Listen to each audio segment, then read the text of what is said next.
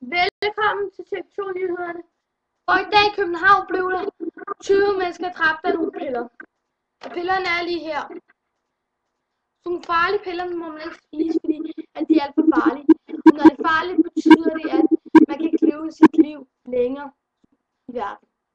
Og så er det at spise mod nogle eller bøger den med fingrene. Hvis du rører med fingrene, hvis du bare rører en lille sted, så bliver du direkte smittet. Og det er farligt faktisk. Så det var det for i dag. Næste.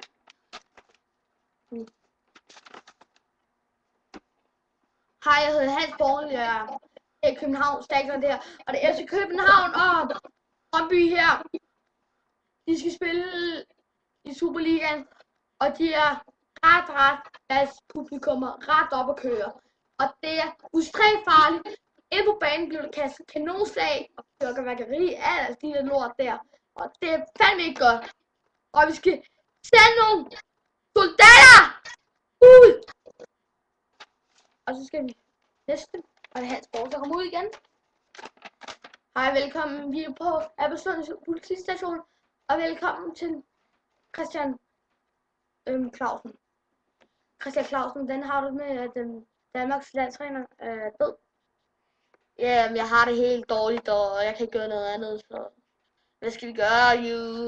Jeg holder rigtig meget fodbold, så jeg kan ikke gøre noget rigtig godt ved det, så jeg kan give penge og mikrofon til dig, og så siger jeg bare, det er dårligt.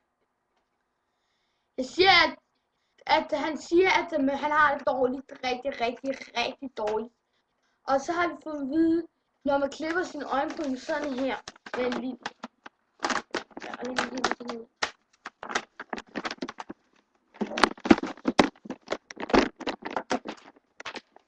Det er fordi, at nogle danskere, de klipper deres øjne så meget lækkert.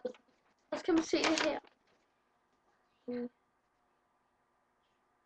Og det ser meget grimt ud, nogen siger.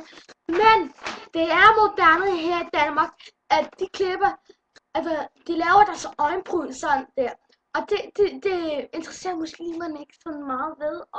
Og jeg ved, at alle dem fra Danmark her kigger. Og vi ved alle sammen den der.